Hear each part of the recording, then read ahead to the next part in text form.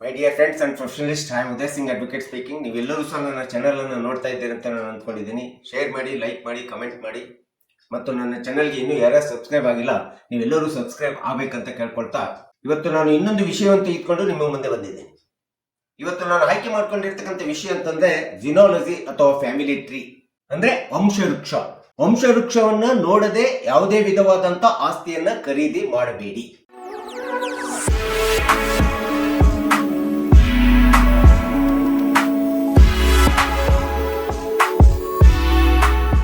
ಯಾಕಂದ್ರೆ ಈ ವಿಡಿಯೋ ಮೂಲಕ ನಾನು ವಂಶವೃಕ್ಷದ ಬಗ್ಗೆ ತಿಳಿಸ್ಲಿಕ್ಕೆ ಪ್ರಯತ್ನ ಮಾಡ್ತಿದ್ದೀನಿ. ಎಷ್ಟು ಅವಶ್ಯಕತೆ ಇದೆ ವಂಶವೃಕ್ಷ.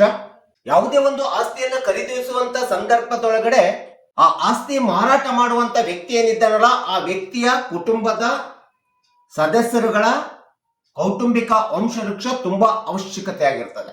ಸೊ ಇಂಥ ಒಂದು ವಂಶವೃಕ್ಷವನ್ನು ನೋಡದೆ ನೀವೇನಾದ್ರೂ ಆಸ್ತಿಯನ್ನ ಖರೀದಿ ಮಾಡಿದಂತ ಸಂದರ್ಭದಲ್ಲಿ ಅಂತ ಒಂದು ಖರೀದಿಸಿದ ಆಸ್ತಿಯಿಂದ ನೀವು ವಂಚನೆಗೊಳಗಾಗ್ತೀರಿ. ಅದು ತುಂಬಾ ಅಪಾಯಕಾರಿ ಎಂಬತಕ್ಕಂಥದ್ದು ಸಹ ಕಾನೂನಿನ ಪ್ರಕಾರ ತಿಳ್ಕೋಬೇಕಾಗುತ್ತೆ. ಯಾಕೆಂದ್ರೆ ವಂಶವೃಕ್ಷ ತೋರಿಸಿಕೊಡ್ತದೆ ನೀವು ಖರೀದಿಸುವಂತ ಆಸ್ತಿ ಮೇಲೆ ಮಾರಾಟ ಮಾಡುವಂತ ವ್ಯಕ್ತಿಯ ಕುಟುಂಬದ ಯಾರ್ಯಾರ ಸದಸ್ಯರ ಆ ಒಂದು ಮಾರಾಟ ಮಾಡುವಂತ ಆಸ್ತಿ ಮೇಲೆ ಹಕ್ಕು ಇದೆ. ಸೊ ಯಾರ ಹಕ್ಕು ಇದೆ, ಯಾರ ಹಕ್ಕು ಇಲ್ಲ ಎಂಬತಕ್ಕಂಥದ್ದನ್ನ ವಂಶವೃಕ್ಷದ ಆಧಾರವನ್ನು ನೋಡಿ, ವಂಶವೃಕ್ಷವನ್ನು ನೋಡಿ ನೀವು ತಿಳಿಯಬೇಕಾಗಿರ್ತಕ್ಕಂಥದ್ದು ತುಂಬಾ ಅವಶ್ಯಕ. ಕೆಲವೊಂದು ಸಂದರ್ಭದಲ್ಲಿ ಮಧ್ಯವರ್ತಿಗಳ ಮೂಲಕ, ಏಜೆಂಟರುಗಳ ಮೂಲಕ ಮಾರಾಟಗಾರನು ತನ್ನ ಆಸ್ತಿಯನ್ನ ಮಾರಾಟ ಮಾಡಿಸ್ತಿರ್ತಾನೆ, ಖರೀದಿದಾರರು ಕೊಂಡ್ಕೊಳ್ತಾ ಇರ್ತಾರೆ. ಸೊ ಅಂತ ಸಂದರ್ಭದಲ್ಲಿ ಆ ಒಂದು ಮಾರಾಟಗಾರನ ವಂಶವೃಕ್ಷವನ್ನ ಅವರೇ ತಯಾರು ಮಾಡಿಬಿಟ್ಟು ಅವರು ತೋರಿಸಿದಂತ ವಂಶವೃಕ್ಷದ ಆಧಾರದ ಮೇಲೆ ನೀವೇನಾದ್ರೂ ಆಸ್ತಿಯನ್ನ ಖರೀದಿ ಮಾಡಿದಂತ ಸಂದರ್ಭದಲ್ಲಿ ಅಂತ ಒಂದು ವಂಶವೃಕ್ಷ ನೋಟ್ರಿ ಆಗಿದ್ರು ಸಹ ಅದು ಮಾನ್ಯವಾಗುವುದಿಲ್ಲ. ಇದು ನಮ್ಗೆಲ್ಲರಿಗೂ ಸಹ ಗೊತ್ತಿರಬೇಕು. ಯಾಕಂದ್ರೆ ಅವರು ತಯಾರು ಮಾಡಿ ಕೊಟ್ಟಂತ ನೋಟ್ರಿ ಮೂಲಕ ಮಾಡಿಸಿಕೊಟ್ಟಂತ ವಂಶವೃಕ್ಷ ಸಂಬಂಧಪಟ್ಟಂತ ತಹಸೀಲ್ದಾರ್ ಅಧಿಕಾರಿಗಳಿಂದ ಬಂದಿರುವಂತ ನೈಜವಾದಂತ ಆ ಕುಟುಂಬದ ವಂಶವೃಕ್ಷ ಆಗಿರುವುದಿಲ್ಲ. ಒಂದು ವೇಳೆ ಇಂಥ ಒಂದು ವಂಶವೃಕ್ಷವನ್ನ ನೋಡದೆ ಯಾರಾದ್ರೂ ಆಸ್ತಿಯನ್ನ ಖರೀದಿಸಿದಂತ ಸಂದರ್ಭದಲ್ಲಿ ಅಂತ ಒಂದು ಆಸ್ತಿ ಖರೀದಿಲಿಂದ ನೀವು ಮೋಸಕ್ಕೆ ಒಳಗಾಗದಂತೆ. ಸೊ ಈ ರೀತಿಯಾದಂತ ಆಸ್ತಿ ಖರೀದಿ ಮಾಡೋದ್ರಿಂದ ಏನಾಗುತ್ತೆ ಅಂತಂದ್ರೆ ನೀವು ನಿಮ್ಮ ಹಣವನ್ನ ಲಕ್ಷ ಹಣವನ್ನ, ಕೋಟಿ ಹಣವನ್ನ ಭೂಮಿಗೆ ಹಾಕಿರ್ತೀರಿ. ಅಂತ ಒಂದು ಸೇಲ್ ಅಗ್ರಿಮೆಂಟ್ ಅನ್ನ ಅಥವಾ ಸೇಲ್ ಕಾಂಟ್ರಾಕ್ಟ್ ಅನ್ನ, ಸೇಲ್ ಡೀಡ್ ಅನ್ನ ಮಾಡಿಸ್ಕೊಂಡಿರ್ತೀರಿ. ಆ ಒಂದು sale deed sub register office ನಲ್ಲಿ ನೋಂದಣಿ ಆಗಿದ್ರು ಸಹ ಸೆಕ್ಷನ್ 17 ಪ್ರಕಾರ ನೋಂದಣಿ ಮಾಡ್ಕೊಂಡಿರ್ತೀರಿ. ಆಸ್ತಿ ನಿಮಗೆ ಬಂತು ಅಂತೇಳಿ ನೀವು ಅಂದ್ಕೊಂಡಿರ್ತೀರಿ. ಆದ್ರೆ ಅಂತ ಒಂದು ಸಬ್ ರಿಜಿಸ್ಟರ್ ಆಫೀಸ್ ನಲ್ಲಿ ರಿಜಿಸ್ಟರ್ಡ್ ಆಗಿ ಖರೀದಿ ಮಾಡಿದ್ರು ಸಹ ಅಂತ ಒಂದು ಖರೀದಿ ಮಾಡಿದಂತ ಆಸ್ತಿಯ ಕುಟುಂಬದ ವಂಶವೃಕ್ಷವನ್ನ ನೋಡದೆ ನೀವೇನಾದ್ರೂ ತೆಗೆದುಕೊಂಡಿದ್ರೆ ಆ ವಂಶವೃಕ್ಷಕ್ಕೆ, ಆ ಕುಟುಂಬದ ವಂಶವೃಕ್ಷಕ್ಕೆ ಸಂಬಂಧಪಟ್ಟಿರ್ತಕ್ಕಂಥ ಮಾರಾಟ ಮಾಡಿದಂತ ವ್ಯಕ್ತಿಯ ಹೆಂಡತಿ ಇರ್ಬೋದು, ಮಗ ಇರ್ಬೋದು, ಮಗಳಿರ್ಬೋದು, ಮೊಮ್ಮಕ್ಕಳಿರ್ಬೋದು, ಇವರ ಒಪ್ಪಿಗೆಯನ್ನು ಪಡ್ಕೊಳ್ಳಾರ್ದೆ, ವಂಶವೃಕ್ಷ ನೋಡದೆ ಪಡ್ಕೊಳ್ಳಾರ್ದೆ ನೀವು ಆಸ್ತಿ ಖರೀದಿ ಮಾಡಿದ್ರೆ ಯಾರು ಬೇಕಾದ್ರೂ ಕೂಡ ನಿಮ್ಮ ಸಬ್ ರಿಜಿಸ್ಟರ್ ನಲ್ಲಿ ರಿಜಿಸ್ಟರ್ ಆದಂತ ಒಂದು ಖರೀದಿ ಆಸ್ತಿಗೆ ತಕರಾರು ಅರ್ಜಿಯನ್ನು ಸಲ್ಲಿಸಿ ನೀವು ಮಾಡಿಕೊಂಡಂತ ಖರೀದಿ ಪತ್ರವನ್ನ, ಸೇಲ್ ಡೀಡ್ ಅನ್ನ ಕ್ಯಾನ್ಸಲೇಷನ್ ಆಫ್ ದ ರಿಜಿಸ್ಟ್ರೇಷನ್ ಆಗ್ಬೋದು, ಕ್ಯಾನ್ಸಲೇಷನ್ ಆಫ್ ದ ಸೇಲ್ ಡೀಡ್ಗೆ ಹಾಕುವಂತ ಅರ್ಜಿಯನ್ನು ಸಲ್ಲಿಸಿ ಕ್ಯಾನ್ಸಲ್ ಮಾಡಿಸುವಂತ ಅಥವಾ ರದ್ದುಪಡಿಸುವಂತ ಹಕ್ಕು ವಂಶವೃಕ್ಷದಲ್ಲಿ ಬರ್ತಕ್ಕಂಥ ಸದಸ್ಯರುಗಳಿಗೆ ಇರ್ತದೆ ಎಂಬತಕ್ಕಂಥದ್ದನ್ನ ಖರೀದಿದಾರರು ಮರಿಬಾರದು. ಇನ್ನು ಪ್ರಾಪರ್ಟಿಯನ್ನ ಖರೀದಿ ಮಾಡುವಂತ ಸಂದರ್ಭದಲ್ಲಿ ನಾವು ಸಹಜವಾಗಿ ಎರಡು ವಿಧವಾದಂತ ಪ್ರಾಪರ್ಟಿಯನ್ನ ನಾವು ಖರೀದಿ ಮಾಡ್ತಾ ಇರ್ತೀವಿ, ಅಥವಾ ಸೇಲ್ ಅಗ್ರಿಮೆಂಟ್ ಅನ್ನು ಮಾಡಿಸ್ಕೊಂಡಿರ್ತೀವಿ. ಅದು ಒಂದು ಆನ್ಸೆಸ್ಟ್ರಲ್ ಪ್ರಾಪರ್ಟಿ ಇರ್ಬೋದು, ಇನ್ನೊಂದು ಸೆಲ್ಫ್ ಅಕ್ವೈರ್ಡ್ ಪ್ರಾಪರ್ಟಿ ಇರ್ಬೋದು. ಪಿತ್ರಾರ್ಜಿತ ಆಸ್ತಿ ಮತ್ತು ಸ್ವಯಾರ್ಜಿತ ಆಸ್ತಿ, ಈ ಎರಡು ವಿಧವಾದಂತಹ ಆಸ್ತಿಗಳನ್ನ ಸಹಜವಾಗಿ ನಾವು ಖರೀದಿ ಮಾಡ್ತಾ ಇರ್ತೀವಿ. ಇದರಲ್ಲಿ ವಿಶೇಷವಾಗಿ ನೀವು ಪಿತ್ರಾರ್ಜಿತ ಆಸ್ತಿ ಅಥವಾ ಆನ್ಸೆಸ್ಟ್ರಲ್ ಪ್ರಾಪರ್ಟಿಯನ್ನು ಖರೀದಿ ಮಾಡುವಂತಹ ಸಂದರ್ಭದಲ್ಲಿ ಕಡ್ಡಾಯವಾಗಿ ವಂಶವೃಕ್ಷವನ್ನು ನೋಡಲೇಬೇಕು. ಯಾಕಂದ್ರೆ ಇದು ಒಂದು ಅತಿ ಪ್ರಮುಖವಾದಂತಹ ದಾಖಲೆ ಆಗ್ತದೆ. ಮತ್ತು ಆ ಒಂದು ವಂಶವೃಕ್ಷದಲ್ಲಿ ಆ ಮಾರಾಟ ಮಾಡುವ ಕುಟುಂಬದ ಸದಸ್ಯರ ಎಲ್ಲರದು ಹೆಸರು ಬಂದಿದೆಯಲ್ಲ, ಮತ್ತು ಯಾರ್ಯಾರ್ದು ಹಕ್ಕು ಇದೆ, ಯಾರ್ಯಾರ್ದು ಹಕ್ಕು ಇಲ್ಲ, ಮತ್ತು ಆ ಒಂದು ವಂಶವೃಕ್ಷ ಸಂಬಂಧಪಟ್ಟಂತ ತಹಸೀಲ್ದಾರ್ ಕಚೇರಿಯ ಅಧಿಕಾರಿಯಿಂದ ತೆಗೆದುಕೊಂಡಂತ ವಂಶವೃಕ್ಷವಾಗಿದೆಯೋ ಇಲ್ಲೋ ಎಂಬತಕ್ಕಂಥದ್ದನ್ನ ನೀವು ಸಂಪೂರ್ಣವಾಗಿ ಪರೀಕ್ಷಿಸಿಕೊಳ್ಬೇಕು ಮತ್ತು ಖಚಿತಪಡಿಸಿಕೊಳ್ಬೇಕಾಗ್ತದೆ.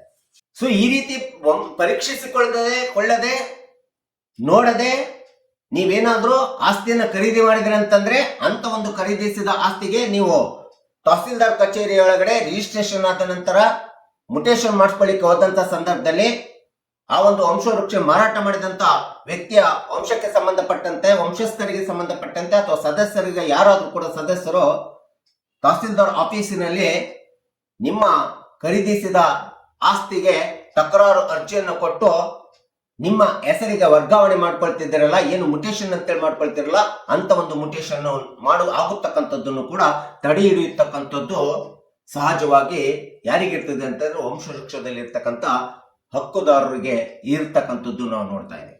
ಹೀಗಾಗಿ ಏನಾಗುತ್ತೆ ಅಂತಂದ್ರೆ ಅಂತ ಒಂದು ಆಸ್ತಿ ಖರೀದಿಲಿಂದ ನಿಮಗೆ ಆಸ್ತಿಯೂ ಸಿಗಲಿಲ್ಲ, ಆಸ್ತಿಯ ಮಾಲೀಕರು ಆಗ್ಲಿಲ್ಲ, ಮತ್ತು ನೀವು ಲಕ್ಷ ಲಕ್ಷ ಕೋಟಿ ಹಣ ಕೂಡ ನಿಮ್ಮ ಕೈ ತಪ್ಪಿ ಹೋಗತಕ್ಕಂಥದ್ದನ್ನ ನೀವು ಇಲ್ಲಿ ಎಚ್ಚರಿಕೆಯನ್ನು ವಹಿಸಬೇಕಾಗುತ್ತೆ ಖರೀದಿದಾರರು.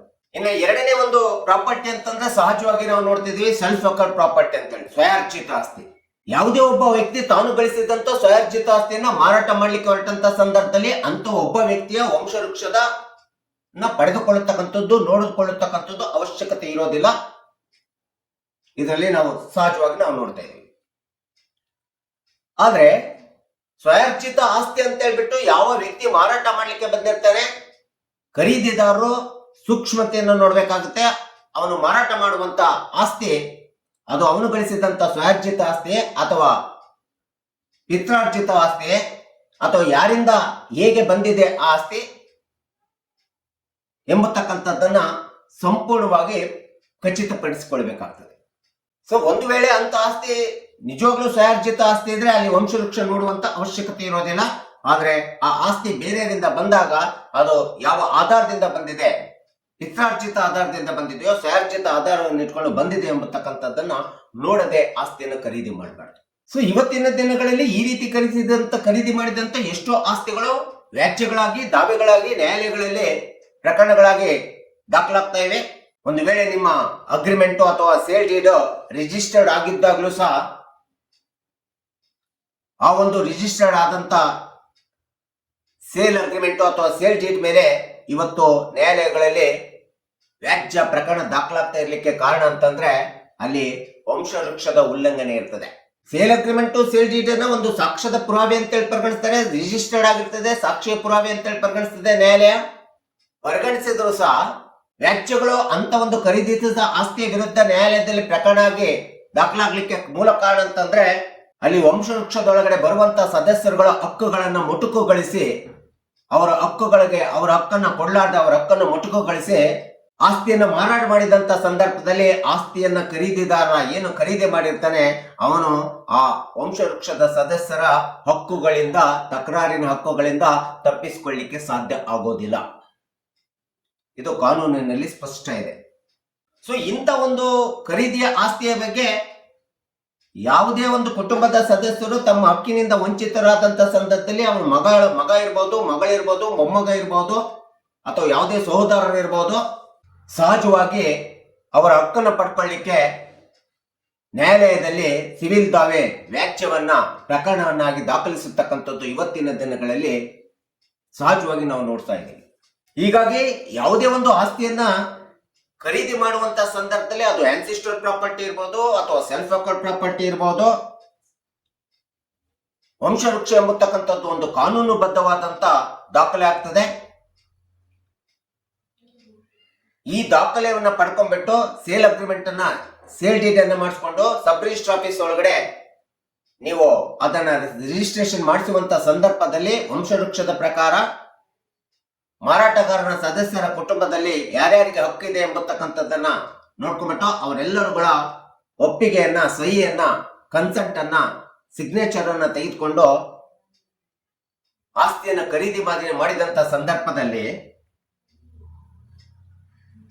ಅಂತ ಒಂದು ಖರೀದಿಸಿದ ಆಸ್ತಿ ನಿಮಗೂ ಒಳ್ಳೆಯದು ಮತ್ತು ನಿಮ್ಮ ಪೀಳಿಗೆಗೂ ಸಹ ಉತ್ಕೃಷ್ಟ, ಉತ್ತಮ ಎಂಬತಕ್ಕಂಥದ್ದನ್ನ ಪಕ್ಷಕಾರರು, ಸಾರ್ವಜನಿಕರು ಮತ್ತು ನಾವೆಲ್ಲರೂ ಸಹ ತಿಳ್ಕೋಬೇಕು ಎಂಬತಕ್ಕಂಥ ಹಿನ್ನೆಲೆಯನ್ನು ಇಟ್ಕೊಂಡು ವಂಶವೃಕ್ಷ ಎಷ್ಟು ಪ್ರಾಮುಖ್ಯತೆ ಹೊಂದಿದೆ, ಎಷ್ಟು ಮಹತ್ವಪೂರ್ಣವಾದಂತ ದಾಖಲೆ ಎಂಬತಕ್ಕಂಥದ್ದನ್ನ ಯಾವುದೇ ಆಸ್ತಿ ಖರೀದಿ ಮಾಡುವಂತ ಸಂದರ್ಭದಲ್ಲಿ ಮಾರಾಟಗಾರರು ಮತ್ತು ಖರೀದಿದಾರರು ಸಹ ಇವೆರಡನ್ನು ತಿಳ್ಕೋಬೇಕು, ಇದನ್ನು ಅರ್ಥ ಮಾಡ್ಕೋಬೇಕು ಎಂಬತಕ್ಕಂಥ ಹಿನ್ನೆಲೆಯಿಂದ ನಾನು ಈ ವಿಡಿಯೋನ ನಿಮ್ಮ ಮುಂದೆ ಹೇಳಿದ್ದೀನಿ. ಹೀಗಾಗಿ ನನ್ನ ವಿಡಿಯೋ ಇಷ್ಟ ಆಗಿದ್ರೆ ಶೇರ್ ಮಾಡಿ, ಲೈಕ್ ಮಾಡಿ, ಕಮೆಂಟ್ ಮಾಡಿ ಮತ್ತು ನನ್ನ ಚಾನೆಲ್ಗೆ ಇನ್ನೂ ಯಾರ್ಯಾರು ಸಬ್ಸ್ಕ್ರೈಬ್ ಆಗಿಲ್ಲ ನೀವೆಲ್ಲರೂ ಸಬ್ಸ್ಕ್ರೈಬ್ ಆಗಬೇಕಂತ ಕೇಳ್ಕೊಳ್ತಾ ಇವತ್ತಿನ ವಿಷಯಕ್ಕೆ ವಿರಾಮ ಹೇಳ್ತೀನಿ. ನಾನು ಇನ್ನೊಂದು ವಿಷಯ ತೆಗೆದುಕೊಂಡು ನಿಮ್ಮ ಮುಂದೆ ಬರ್ತೀನಿ. ಜೈ ಹಿಂದ್, ಜೈ ಕರ್ನಾಟಕ.